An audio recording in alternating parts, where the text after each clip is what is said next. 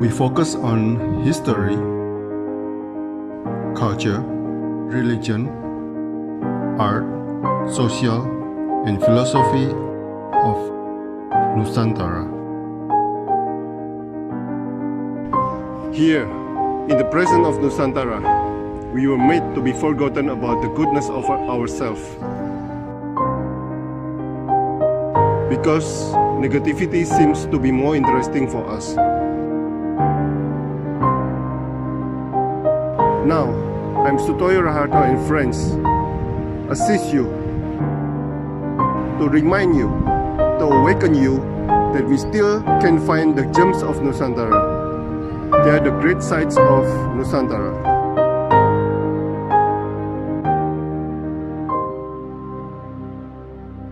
Selamat pagi, Mas Ali Munir, seorang founder perpusdes.id dan juga Lokajaya Media. Nah, selamat pagi, Mas Munir. Ya, pagi, Pak. Ya, apa itu Lokajaya Media itu? Kalau Lokajaya Media itu misalnya penerbitan, yaitu penerbitan sebagai tangan kiri lah dari perusahaan induknya itu namanya Tirta Buana Media sebenarnya. Oke. Nah, kalau Tirta Buana Media itu distributor buku di Jogja sini, salah satu distributor buku khusus untuk perpustakaan atau taman baca di pedesaan. Entah itu perpustakaan sekolah maupun perpustakaan desa gitu.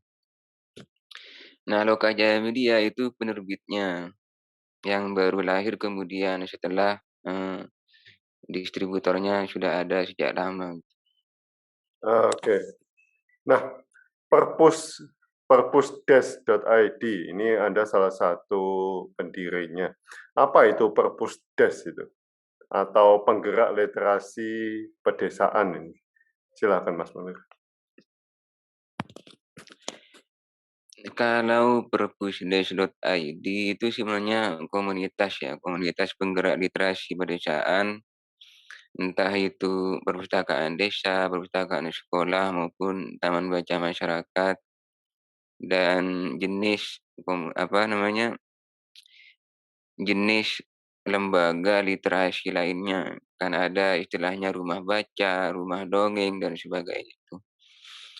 Nah, di komunitas perpusdes.id ini kami bergerak dalam hal sharing, edukasi, dan publikasi seputar literasi pedesaan, terutama dalam hal tata kelola perpustakaan atau taman baca, kemudian bagaimana profiling dan pemasarannya dan sebagainya.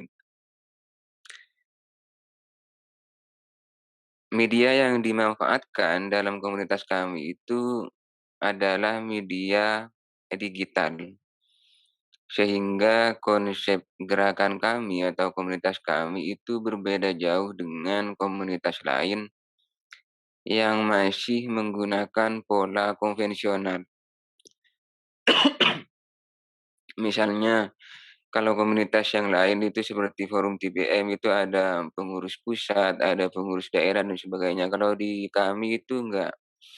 Kita itu murni terbuka secara digital, tidak ada kepengurusan wilayah dan sebagainya. Yang ada adalah kami membuat konten-konten digital secara kreatif untuk dikonsumsi oleh banyak penggerak literasi di pedesaan. Sehingga ruang lingkupnya pun tidak terbatas gitu. Target kami kan memang tingkatnya nasional gitu ya. Jadi ruang lingkupnya itu tidak terbatas untuk misalnya orang timur, orang Papua bisa mengetahui edukasi tentang tata kelola perpustakaan desa, mereka tidak perlu menunggu adanya lembaga pengurus komunitas di Papua misalnya, komunitas perpusdas.id di Papua misalnya nggak perlu. Mereka tinggal buka media sosial, Instagram maupun media internet itu ya, Google dan sebagainya. Kami ada di sana.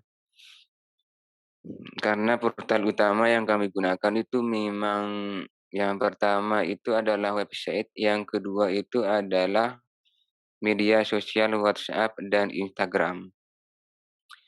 Kalau website itu murni artikel gitu ya. Kalau Instagram itu konten kreatif, poin-poin tertentu tentang edukasi literasi pedesaan.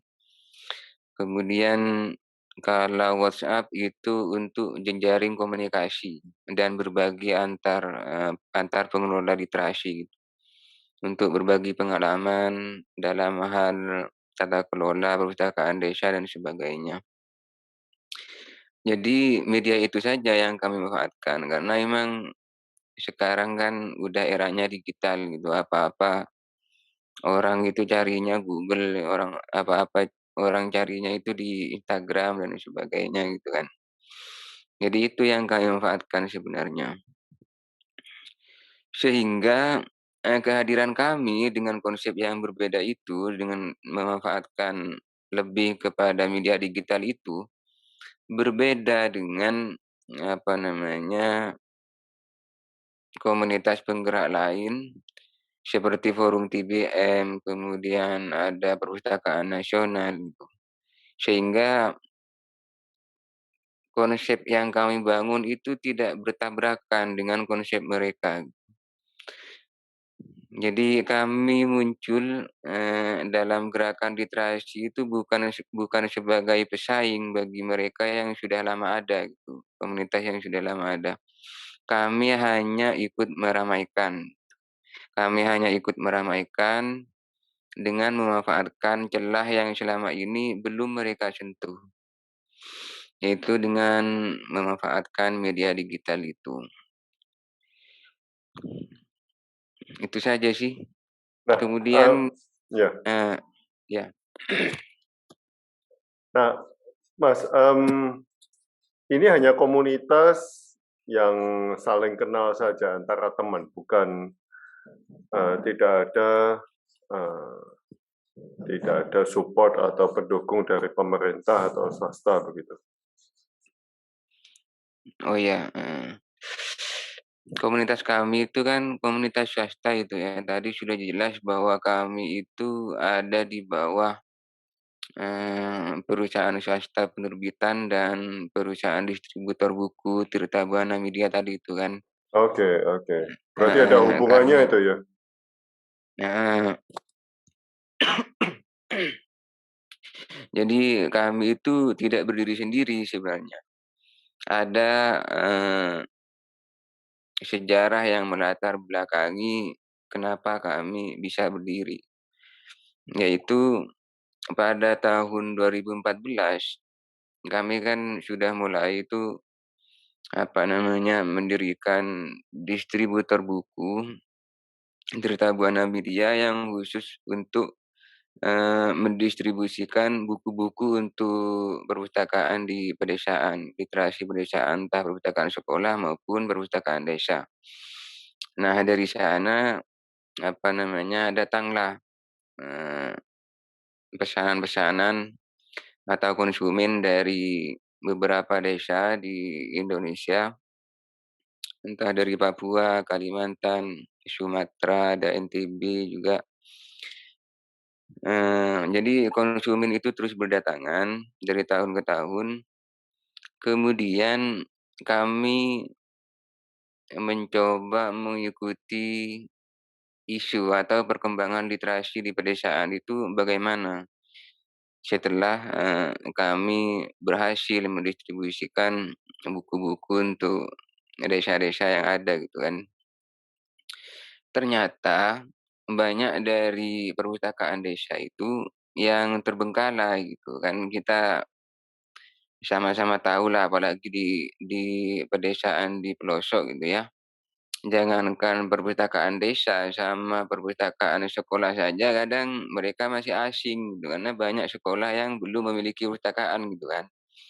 Nah, apalagi ada wacana baru yang namanya perpustakaan desa itu. Ternyata emang benar banyak desa yang, kewalahan dalam upaya membangun dan mengembangkan perpustakaan di desa mereka masing-masing. Entah karena tidak adanya orang yang bersedia mengelola perpustakaan tersebut, atau sekalipun ada orang yang mengelola, orang tersebut belum mumpuni dalam hal tata kelola perpustakaan desa. Nah,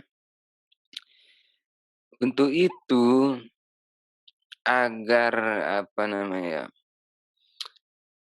istilahnya sekalipun kami sudah mendapatkan profit dari distribusi buku itu ke desa itu, kami merasa prihatin juga gitu, jika apa yang sudah kami distribusikan ke desa itu kok ternyata tidak nyampe ke apa namanya, ke target utama literasi itu, yaitu masyarakat.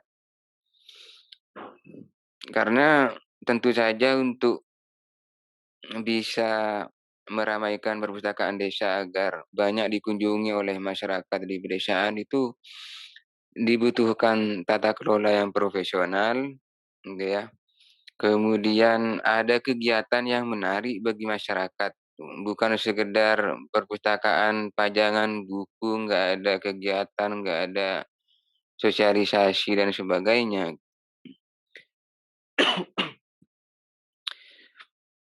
Karena adanya fenomena itu, kami tergeraklah untuk bagaimana caranya jika kita ikut serta memberikan edukasi kepada mereka yang ada di desa-desa itu. Maka kami buatlah konten edukasi berupa artikel yang kami posting di website, konten tentang tata kelola perpustakaan desa dan perpustakaan sekolah. Ya, kemudian konten tersebut kami share ke berbagai, media sosial, terutama di Facebook gitu ya, dan cukup banyak yang merespon, banyak yang membaca. Kemudian kami kembali berpikir gitu, sebenarnya banyak loh kegiatan-kegiatan atau inovasi yang dilahirkan oleh perpustakaan desa, masing-masing perpustakaan desa, yang inovasi perpustakaan desa satunya berbeda dengan inovasi perpustakaan desa lainnya. Karena itu kenapa tidak jika, jika bermunculan ide-ide atau inovasi baru dari para pengelola perpustakaan desa yang sangat variatif atau berbeda satu sama lain, kenapa tidak jika mereka dipertemukan satu satu pengelola atau penggerak dengan pengelola atau penggerak lainnya. Nah, tujuannya adalah ketika mereka dipertemukan, mereka bisa saling berbagi. Saling berbagi, misalnya perpustakaan sini, kendalanya apa, perpustakaan sana kendalanya apa, gitu. Perpustakaan di sini, kegiatannya apa yang menarik. Nah, sehingga perpustakaan yang sana bisa mencontoh kegiatan-kegiatan yang sudah dilakukan oleh perpustakaan yang di sini, misalnya seperti itu. Maka untuk mempertemukan itu, terpikirlah untuk membuat komunitas perpustakaan-desa.id, perpusdes.id itu. Sehingga dalam komunitas ini, antar pengelola perpustakaan di pedesaan itu bisa saling berbagi itu. Entah perpustakaan sekolah maupun perpustakaan desa, karena anggota kami juga bervariasi, ada taman baca, perpustakaan desa, kemudian ada perpustakaan sekolah juga. Bahkan kepala sekolahnya langsung tuh yang bergabung. Itu saja sih. Makanya untuk untuk menggerakkan komunitas ini gitu ya. Saya itu nggak sendirian gitu. Sebenarnya founder dari perpusdas.id ini saya nggak sendirian. Karena konsepnya digital dan harus berbeda kan dengan yang lain dan harus kreatif gitu. Kami itu foundernya itu bertiga sebenarnya. Yang pertama itu Mas Irfan selaku direkturnya langsung, yaitu konsen dalam hal konsep. Jadi kalau merancang konsep itu beliau yang merancang. Kemudian orang kedua itu adalah Nazaruddin. Dia itu konsen dalam hal desain konten kreatif. Nah, yang ketiga itu adalah saya sendiri. Saya itu bagian penulisnya. Penulis konten, artikel, dan lain sebagainya. Itu saja sih, Pak. Oke. Nah, selama ini sudah ada berapa taman baca masyarakat yang sudah terkumpul? Dan dari berapa desa di Indonesia? Silakan, Mas. Kalau anggota itu kita bagi 2 kategori ya. Yang pertama itu adalah perpustakaan relasi. Perpustakaan relasi itu ya perpustakaannya, anggota selaku atas nama perpustakaan, taman baca, dan sebagainya itu.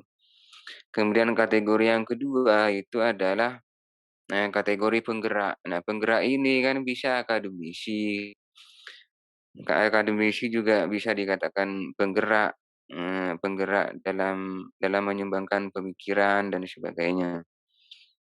Ini penggerak ini ada akademisi, ada relawan literasi, kemudian praktisi dalam pemerintahan yang berkaitan dengan literasi dan sebagainya itu. Nah, untuk perpustakaan relasi, kita itu sudah ada kisaran 150-an lah, 150-an perpustakaan relasi, dan itu bermacam-macam. Artinya bukan hanya dalam bentuk perpustakaan, itu ada taman baca di dalamnya, ada rumah dongeng, kemudian ada pojok baca, ada perpustakaan desa, ada perpustakaan sekolah juga. Nah, itu ada sekitar 150-an yang tersebar sebenarnya di seluruh Indonesia sebenarnya. Terutama itu di Pulau Jawa tentu saja, di Pulau Jawa, kemudian di Sumatera juga ada, Aceh, kemudian di Kalimantan juga ada, di Sulawesi ada, kemudian di Maluku, Papua kami juga ada. Untuk NTB juga ada, Lombok Utara, Nusa Tenggara Barat kami juga ada. Karena memang kami konsepnya kan terbuka gitu ya, konsepnya terbuka dan siapa saja boleh ikut serta gitu, boleh masuk. Kemudian untuk kategori penggerak itu tentu kami lebih banyak ya, karena dia kan bukan hanya pengelola perpustakaan, tetapi juga ada akademisi di dalamnya juga. Juga ada praktisi dalam pemerintahan yang berkaitan dengan literasi itu. Entah di bawah naungan Kemendikbud maupun Perpustakaan Nasional gitu. Itu kami ada kisaran 300-an lah, 300-an orang yang tergabung di 3 grup WhatsApp yang kami miliki. Itu saja, Pak. Nah, Anda menuliskan apa yang lebih berharga daripada kematian otak kita ini. Tentu kematian yang penuh risalah-risalah. Nah, apakah karena tulisan Anda ini, Anda ingin menghidupkan otak-otak generasi muda di pedesaan-pedesaan? Silakan, Bang. Ya, sebelumnya untuk untuk pertanyaan yang kegiatan kami nomor 3 itu terlewat atau gimana, Pak? Kan sudah tadi. Oh, iya iya Yang iya, awal udah masuk. Siap sudah siap siap dijawab. Iya, siap. iya, iya. Iya iya, siap. Untuk mengubah pemikiran generasi muda itu ya, tadi ya? Ya, betul. Kalau itu sih, itu kan jenengan ambil dari quote saya ya, yang ada di Instagram gitu ya. Iya. Itu sebenarnya quote lama itu, Pak, itu masih masa-masa nggak jelas itu, ya itu. Masih masa-masa hangat-hangatnya kuliah jadi aktivis itu, jadi kata-katanya kadang terlalu melayang-layang gitu. Tetapi bagaimanapun juga saya dari sejak sekolah itu kan ya udah concern dalam dunia pendidikan gitu ya. Cita-cita saya dulu itu kan jadi guru.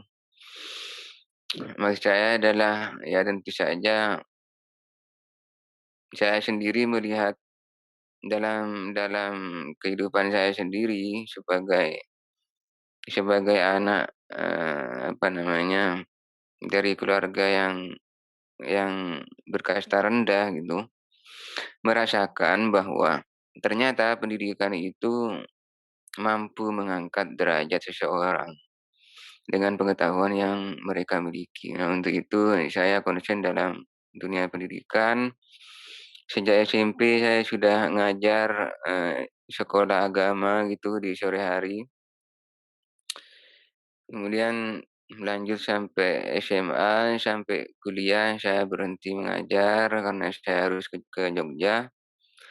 Nah, di Jogja setelah saya mengikuti berbagai komunitas, diskusi dalam organisasi dan sebagainya itu, saya muncul ide bagaimana jika para pemuda di desa itu bergerak untuk membangun desa mereka masing-masing gitu ya. Kemudian saya ketahui bahwa ternyata ada Karang Taruna, tetapi sayangnya tidak setiap desa itu punya Karang Taruna. Tidak setiap desa punya Karang Taruna pemuda itu, termasuk di desa saya malah.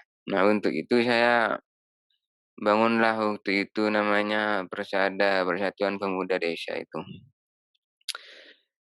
Nah, organisasi pemuda ini belum menjadi Karang Taruna, masih masih organisasi swasta lah sebagai rintisan gitu kan.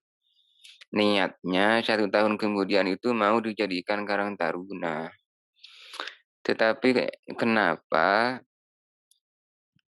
entah karena desa itu ya tentu saja desa sudah mendengar gerakan kami karena memang pengesahan organisasi kami itu, apa namanya, disahkan oleh desa itu ya. Tahun depannya itu desa tiba-tiba bangun Karang Taruna sendiri, gerakan Karang Taruna sendiri. Jadi saya nggak diberitahu apa-apa perihal tersebut tuh. Mereka ambil ambil belakang saja itu, mencuri momen, mencuri momentum yang mau kami kami bangun itu. Ya alhasil sampai sekarang Karang Tarunanya pun nggak jalan tuh, karena menurut kami ada yang nggak etis dari pemerintahan desa mengambil jalan tersebut. Karena itu saya berhentilah, menggerakkan pemuda di desa saya. Saya fokus kepada mereka, para pemuda di desa saya yang ingin kuliah di Jogja itu saya membantu mendaftarkan mereka di kampus-kampus di sini, sampai mereka bisa kuliah sambil kerja dan sebagainya sampai lulus. Nah, dari kejadian gerakan pemuda, organisasi pemuda tadi, saya berpikir dan belajar gitu.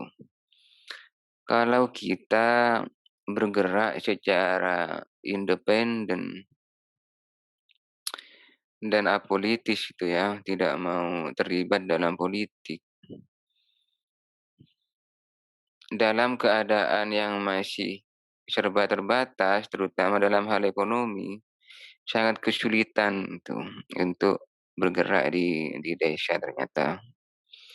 Karena bagaimanapun juga kalau kita mau berkegiatan itu paling enggak yang pertama itu butuh mental, pengalaman, dan yang kedua yang tak kalah penting itu adalah modal atau finansial untuk menunjang gerakan itu. Pada waktu itu kami memang belum memiliki apa-apa, masih mengandalkan proposal yang belum tentu diterima itu, yang belum mendapatkan dana itu.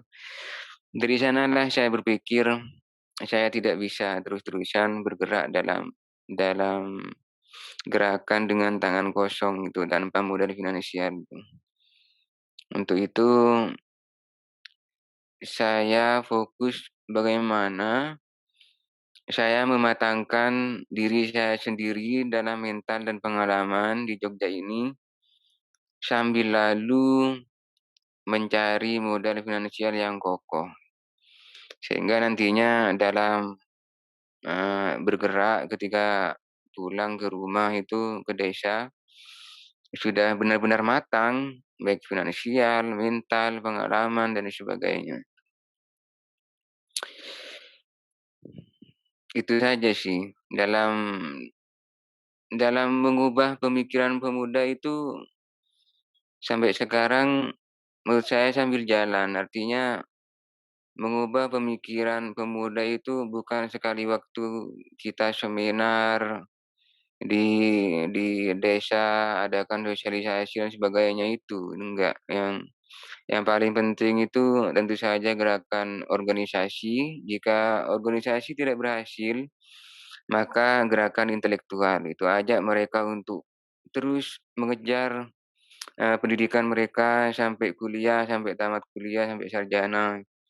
Ajak mereka untuk mencari pengalaman, ajak mereka untuk menempa mental di perantauan, di luar desa itu.